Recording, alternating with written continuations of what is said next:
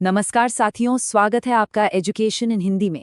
आज हम एक बहुत ही शानदार और महत्वपूर्ण विषय पर चर्चा करने वाले हैं, जो सीधे तौर पर आपके इंटरनेशनल रिलेशंस यानी जीएस पेपर 2 से जुड़ता है। आज हम भारत और कैरिबियाई देश त्रिनिदाद एवं टोबैगो के बीच हुए नए रणनीतिक और द्विपक्षीय समझौतों का पूरा विश्लेषण करेंगे।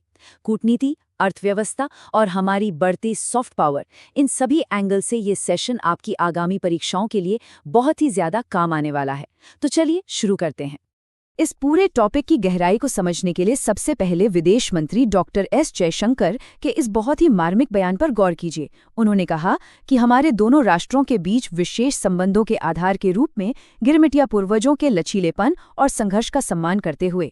देखिए, ये कोई साधारण कूटनीतिक लाइन नहीं है। ये सीधे तौर पर हमारे 180 साल पुराने उस ऐतिहासिक और सांस्कृतिक जुड़ाव की बात कर रही है, जो आज की हमारी इस आधुनिक कूटनीति की सबसे मजबूत नींव है। आज के इस सेशन का एजेंडा एकदम क्लियर और टू द पॉइंट रहेगा। सबसे पहले हम ऐतिहासिक पृष्ठभूमि देखेंगे, फिर उन 8 प्रमुख समझौतों को डिकोड करेंगे। इसके बाद कैरिबियन में यूपीआई के विस्तार की बात होगी, फिर समझेंगे इसका रणनीतिक महत्व और आखिर में करेंगे कुछ दमदार परीक्षाभ्यास। तो आइए सबसे पहले बात करते हैं भाग 1 की, ऐतिहासिक पृष्ठभूमि। देखिए, किसी भी देश के साथ आज के संबंधों को समझने के लिए उसका इतिहास जानना बहुत जरूरी है। सोचिए, 1845 की बात है, जब फातिले रज्जाक नाम के जहाज से भारतीय गिरमिटिया मजदूर वहां पहुंचे थे और आज उनके वंशज वहां की आबादी का एक बहुत बड़ा और अहम हिस्सा हैं। फिर 1962 में हमारे औपचारिक राजनयिक संबंध स्थापित हुए और 1997 में हमने मोस्ट फेवर्ड नेशन का व्यापार समझौता किया। लेकिन अब देखिए बदलाव। अब हमारा सहयोग सिर्फ पारंपरिक व्यापार तक सीमित नहीं है। अब हम डिजिटल पब्लिक गुड्स जैसे यूपीआई, डिजिलॉकर, हरित ऊर्जा और उन्नत स्वास्थ्य तकनीक की बात कर रहे हैं। मतलब हमारा सफर एक शानदार तरीके से आधुनिक तकनीक की ओर बढ़ चला है। अब आते हैं हमारे दूसरे और सबसे अहम हिस्से पर, हाल ही में हुए 8 प्रमुख समझौते। मेंस के एग्जाम में आंसर लिखते वक्त अगर आप एग्रीमेंट्स को इस तरह सेक्टर्स में बांट दें तो मार्क्स बहुत अच्छे मिलते हैं। ध्यान दीजिए, स्वास्थ्य के क्षेत्र में university of the West Indies में आयुर्वेद पर एक बाकायदा भारतीय पीठ स्थापित की जा रही है और वेक्टर जनित रोगों पर नियंत्रण के लिए भी सहमति बनी है। शिक्षा की बात करें तो भारत ने वहां के स्कूली बच्चों के लिए 2000 लैपटॉप की पहली खेप सौंप दी है। संस्कृति को सहेजने के लिए ऐतिहासिक नेल्सन द्वीप के बुनियादी ढांचे को अपग्रेड किया जा रहा है। हरित ऊर्जा के तहत वहां के मंत्रालय भवन का सौरीकरण किया जाएगा। और हाँ, बुनियादी ढांचे में भारत की ही मदद से पैनाली में एक कृत्रिम अंग केंद्र और कुआं में कृषि प्रसंस्करण सुविधा शुरू की गई है। और ये जो तस्वीर आप देख रहे हैं, ये इस पूरी कूटनीतिक सफलता को बखूबी बयां कर रही है। विदेश मंत्री डॉक्टर जयशंकर का समझौतों का आदान प्रदान करना महज एक औपचारिकता नहीं है, बल्कि ये उनकी कैरिबियाई क्षेत्र की 3 देशों की यात्रा का एक बेहद अहम पड़ाव था। यह वैश्विक मंच पर भारत की बढ़ती डिजिटल इंडिया इमेज और हमारी दमदार सॉफ्ट पावर का सीधा सबूत है। चलिए अब तीसरे और बहुत ही एक्साइटिंग टॉपिक की ओर बढ़ते हैं, कैरिबियन में यूपीआई का विस्तार। भारत के डिजिटल पेमेंट्स की जर्नी सच में किसी केस स्टडी से कम नहीं है। 2004 में हमने आरटीजीएस से शुरुआत की थी, फिर 2010 में आईएमपीएस आया। 2016 वो साल था जब दुनिया ने पहली बार हमारे यूपीआई का दम देखा। 2018 में हम यूपीआई 2.0 लेकर आए और अब 2026 में एक जबरदस्त वैश्विक जीत। त्रिनिदाद और टोबैगो भारत के इस यूपीआई सिस्टम को अपनाने वाला कैरिबियन क्षेत्र का पहला देश बन गया है। मतलब तकनीक के मामले में अब हम सिर्फ सीख नहीं रहे हैं, दुनिया को लीड कर रहे हैं। अब इस इंडिया स्टैक एकीकरण का प्रैक्टिकल मतलब क्या है? सीधा सा मतलब है कि त्रिनिदाद और टोबैगो में अब पर्यटकों और वहां के लोगों के लिए भीम ऐप से पेमेंट करना बिल्कुल आसान हो जाएगा। लेकिन कहानी सिर्फ पेमेंट तक नहीं रुकती। भारत अपना पूरा डिजिटल पब्लिक इंफ्रास्ट्रक्चर वहां ले जा रहा है। आने वाले समय में वहां डिजिलॉकर, ई साइन और जेम जैसी सुविधाएं भी लागू होंगी। और सबसे दिलचस्प बात, उन्होंने अपने सरकारी भूमि पंजीकरण सिस्टम को पूरी तरह डिजिटल करने के लिए भी भारत से ही मदद मांगी है। ये साफ दिखाता है कि दुनिया को हमारे टेक मॉडल पर कितना भरोसा है। अब सवाल उठता है कि ये सब तो ठीक है, लेकिन भारत के लिए इसका रणनीतिक महत्व क्या है? यही है हमारा चौथा सेक्शन। तो इसे 4 मेन पॉइंट्स में समझते हैं। पहला, ग्लोबल साउथ का नेतृत्व। विकासशील देशों को लेटेस्ट तकनीक देकर भारत उनके एक मजबूत लीडर के रूप में उभर रहा है। दूसरा पॉइंट है ऊर्जा सुरक्षा। ट्रिनिदाद और टोबैगो में प्राकृतिक गैस के विशाल भंडार हैं जो हमारी फ्यूचर एनर्जी नीड्स के लिए गेम चेंजर साबित हो सकते हैं। तीसरा, यह है भारत की सागर यानी security and growth for all in the region पहल का कैरेबियन तक विस्तार है। और चौथा फायदा सीधा इकोनॉमी को है। पिछले 5 सालों में ही हमारा व्यापार दुगना होकर $350 मिलियन तक पहुंच गया है, जिसमें फार्मास्यूटिकल्स, स्टील और कपड़ा प्रमुख हैं। थ्योरी का हिस्सा पूरा हुआ, अब बारी है खुद को टेस्ट करने की। चलते हैं हमारे 5वें सेक्शन पर, परीक्षा अभ्यास। ये एक बहुत ही संभावित प्रीलिम्स सवाल है। भारत की यूनिफाइड पेमेंट्स इंटरफेस यानी यूपीआई को अपनाने वाला पहला कैरेबियाई देश कौन सा है?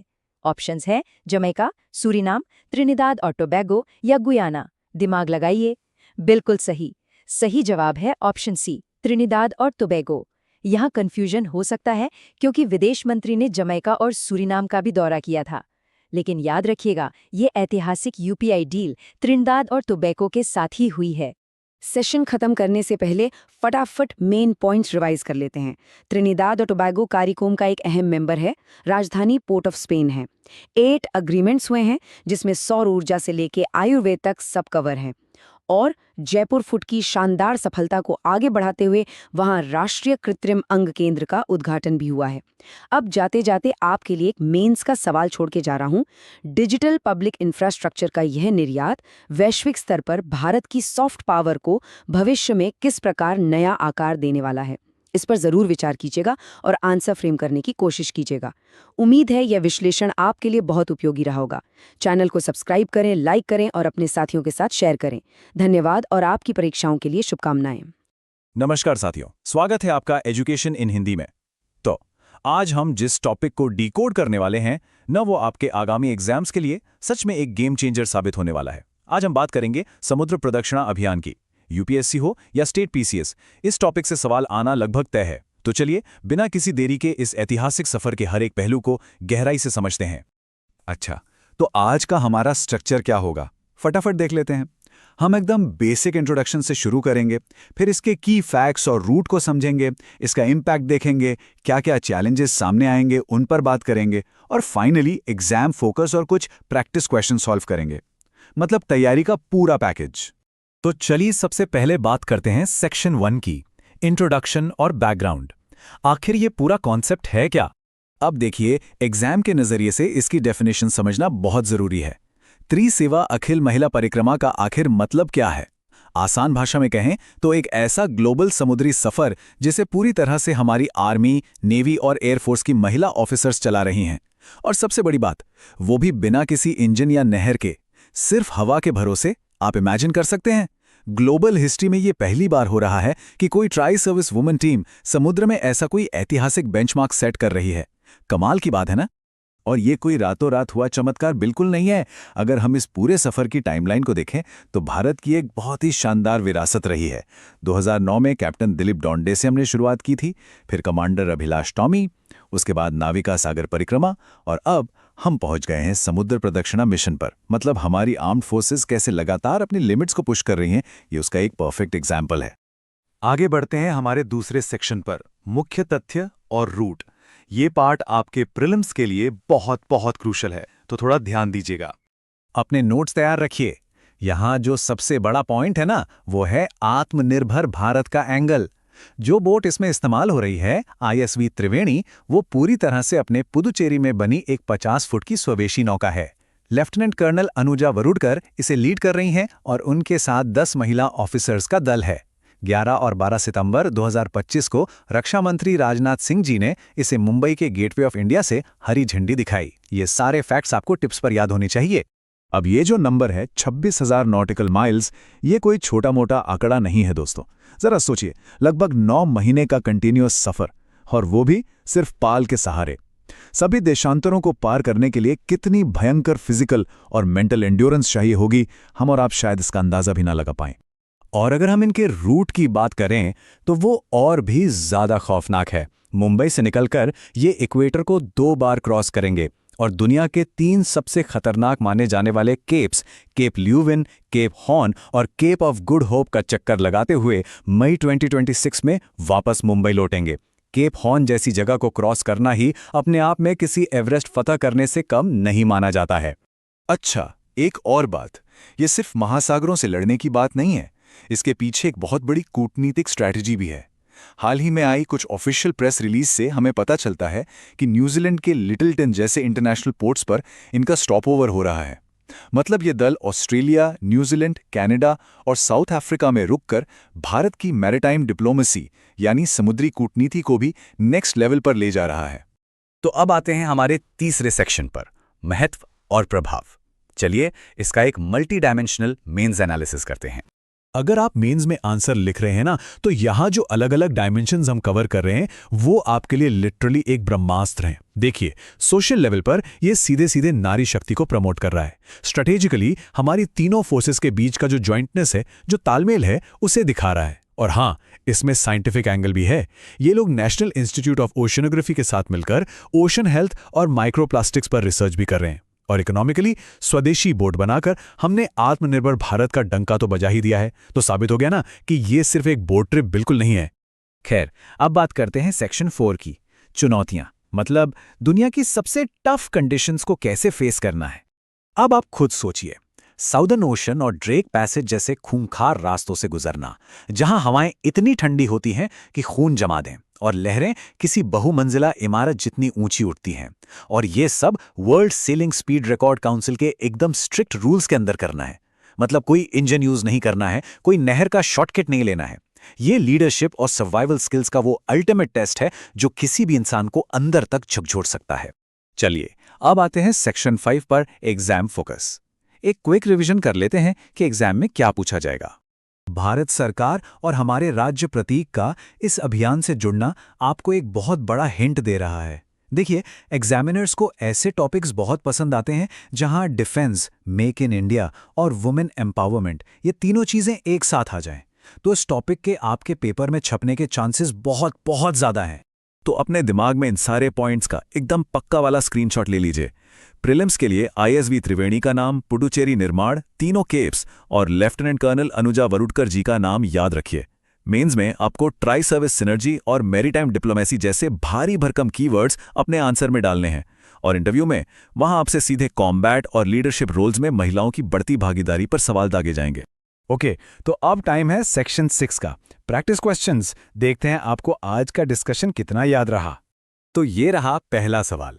दुनिया के पहले त्रिसेवा अखिल महिला परिक्रमा अभियान के लिए कौन सा पोत इस्तेमाल हो रहा है? Option A INSV Tarini, B IASV Triveni, C INS Vikrant या D INSV महादेई। थोड़ा दिमाग लगाइए और याद कीजिए उस स्वदेशी बोट का नाम जो हमने अभी कुछ देर पहले डिस्कस किया था। बिल्कुल सही। अगर आपने ऑप्शन बी ISV त्रिवेणी सोचा था तो आपकी तथ्यात्मक याददाश्त एकदम सही ट्रैक पर है। याद है ना, पुडुचेरी में बनी 50 फुट की आत्मनिर्भर भारत वाली नौका। अच्छा, अब मान लीजिए आप इंटरव्यू बोर्ड के सामने बैठे हैं और वो आपसे पूछते हैं कि समुद्र प्रदक्षिणा अभियान भारतीय आर्म्ड फोर्सेस के मॉडर्न ऑपरेशनल फिलॉसफी को कैसे रिफ्लेक्ट करता है, तो आप क्या जवाब देंगे?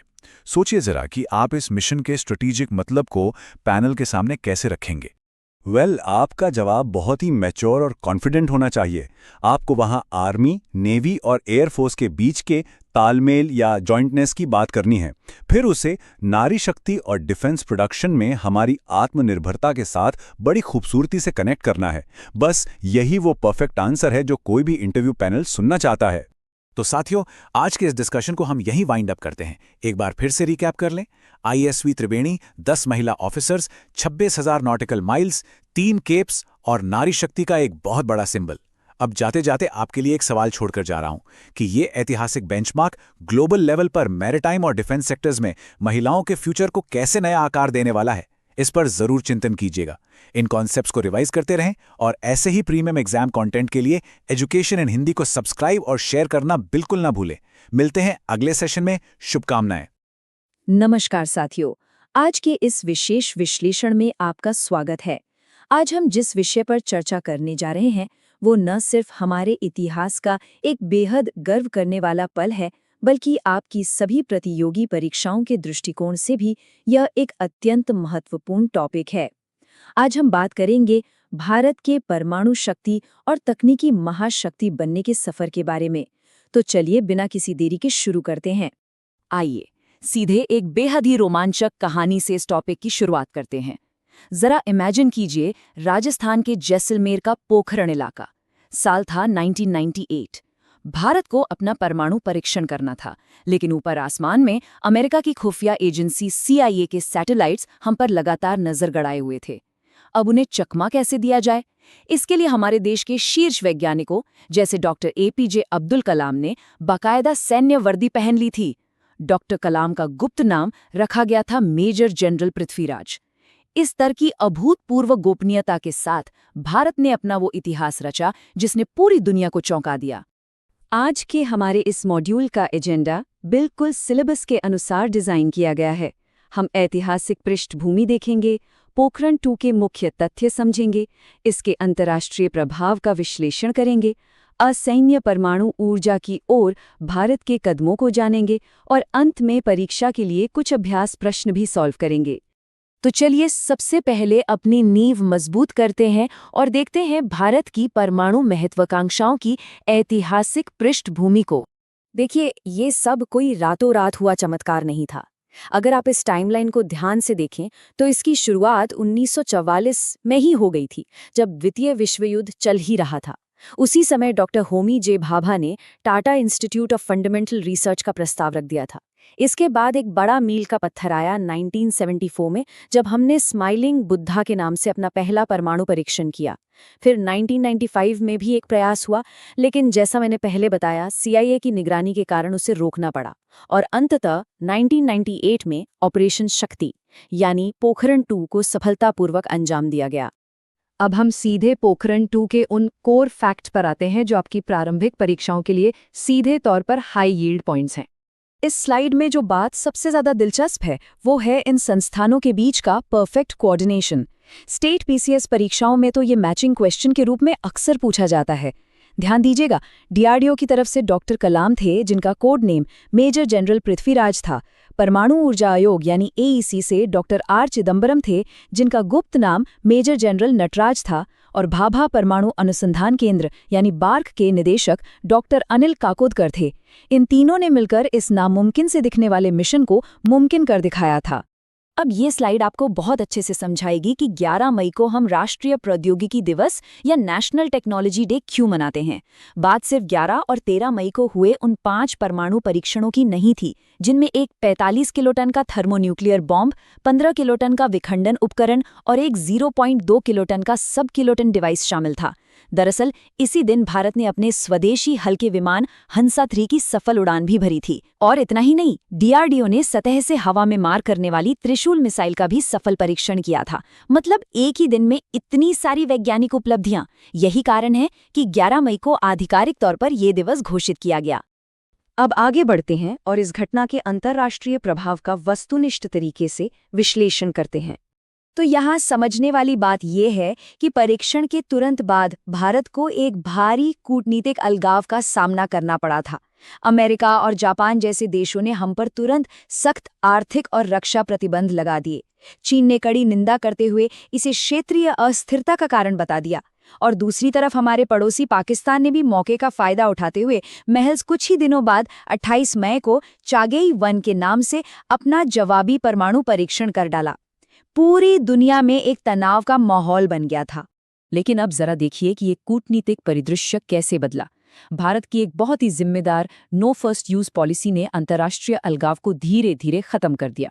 1998 के जो कड़े प्रतिबंध थे वो 2001 आते आते काफी हद तक समाप्त हो गए।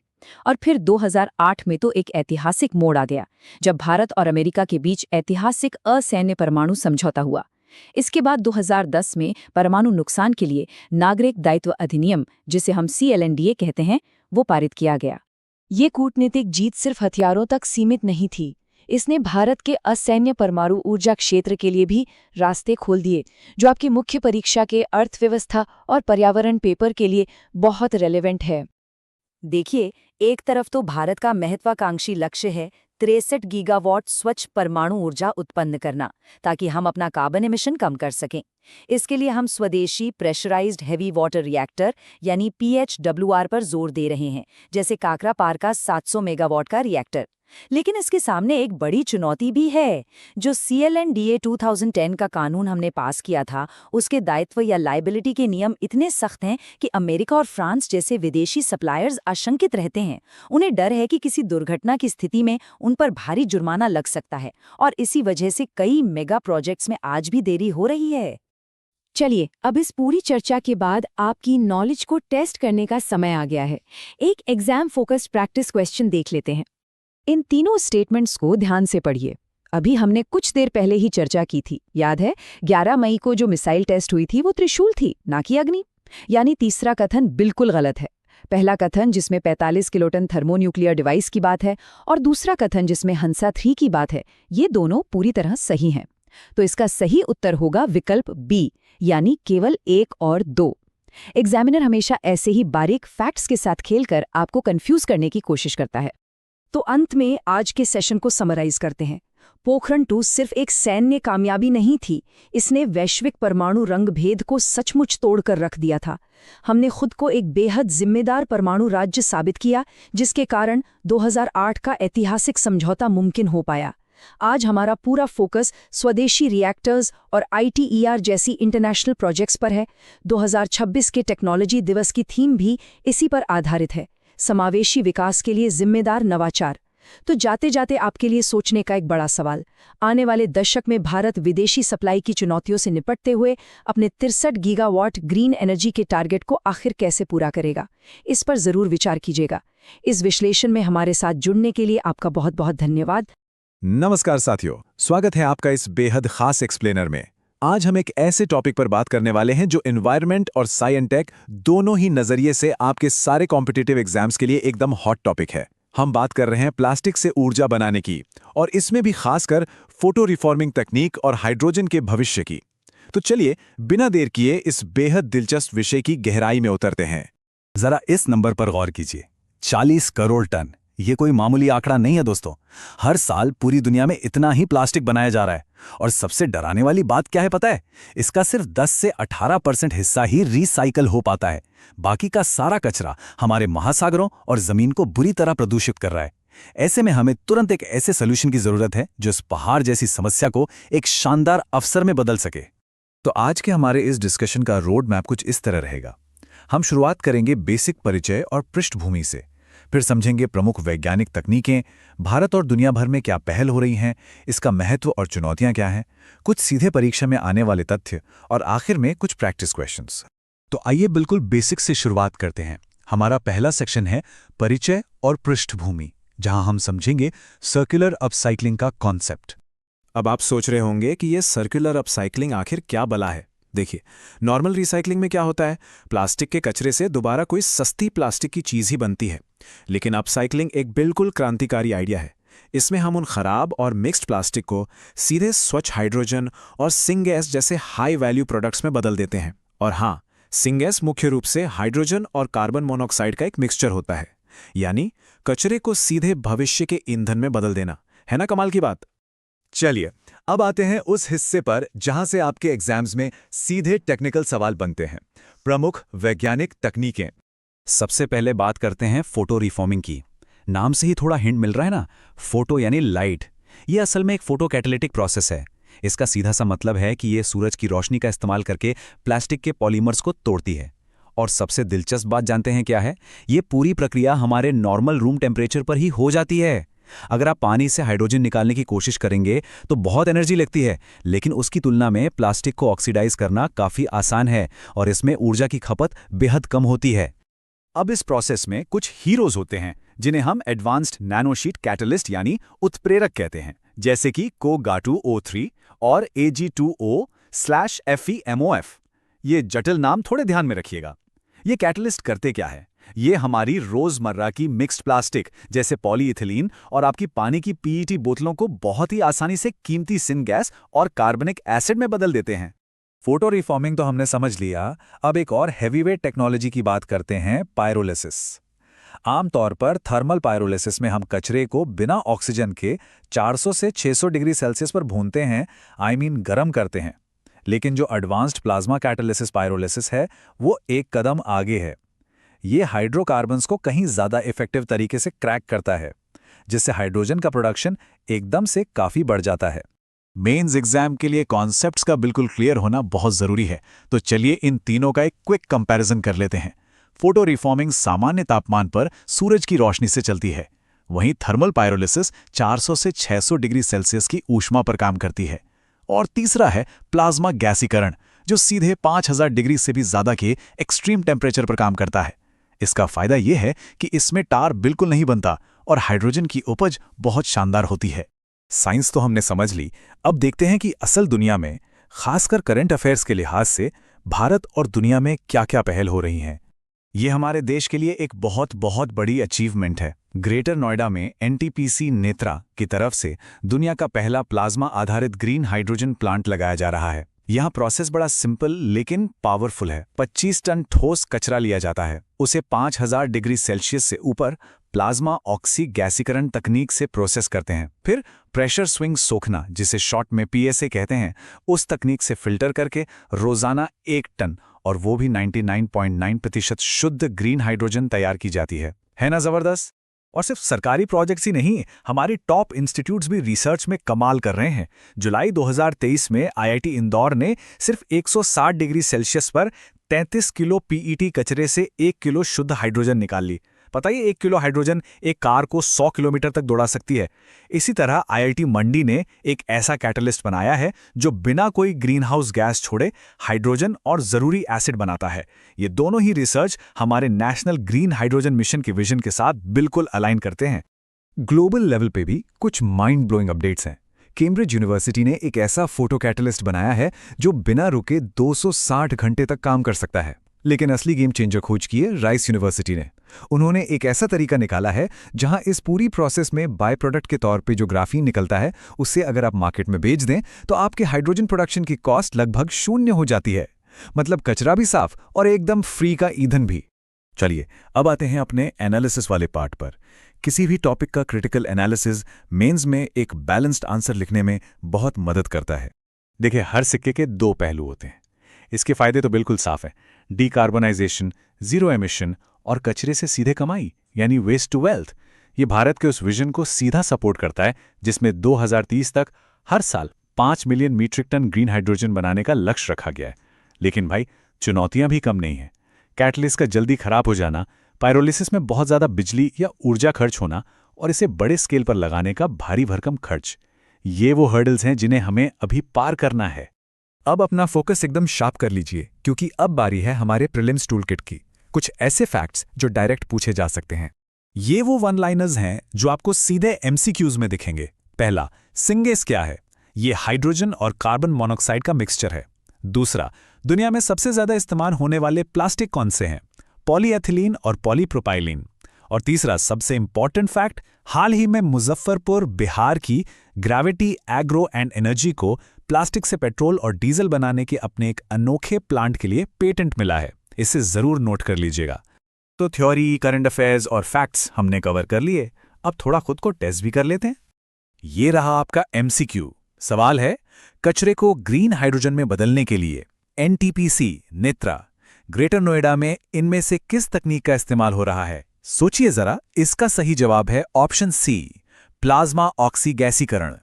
हमने अभी डिस्कस किया था ना कि ये 5000 डिग्री सेल्सियस से ऊपर काम करता है और इसमें सबसे अच्छी बात यह है कि कोई जहरीला डाइऑक्सिन या टार नहीं बनता। अब मान लीजिए आप इंटरव्यू बोर्ड के सामने बैठे हैं और आपसे पूछा जाए कि सर्कुलर अपसाइक्लिंग भारत के ग्रीन हाइड्रोजन मिशन को कैसे सपोर्ट करता है और क्या ये आर्थिक रूप से प्रैक्टिकल है, तो यहां आपको 2030 के 5 मिलियन मीट्रिक टन वाले टारगेट का जिक्र जरूर करना है। और आर्थिक व्यवहार्यता यानी इकोनॉमिक वायबिलिटी को सपोर्ट करने के लिए आप राइस यूनिवर्सिटी के ग्राफीन वाले रिसर्च या IIT मंडी के बाय प्रोडक्ट्स वाले एग्जाम्पल दे सकते हैं। इससे आपका आंसर बहुत ही सॉलिड और रिसर्च बेस्ड लगेगा। तो दोस्तों, आज का सबसे बड़ा टेक अवे यही है कि प्लास्टिक के कचरे से ऊर्जा बनाना सिर्फ कचरा निपटाने का तरीका नहीं है। ये हमारे सामने मौजूद एक बहुत बड़े ग्लोबल संकट को एक शानदार हरित ऊर्जा क्रांति में बदलने का मौका है। क्या आपको लगता है कि भविष्य में ये तकनीक पेट्रोल डीजल की पूरी तरह से छुट्टी कर पाएगी? सोचिएगा जरूर। इस एक्सप्लेनर में हमारे साथ जुड़े रहने के लिए आपका बहुत बहुत धन्यवाद। अपनी तैयारी ऐसे ही मजबूती से करते रहें।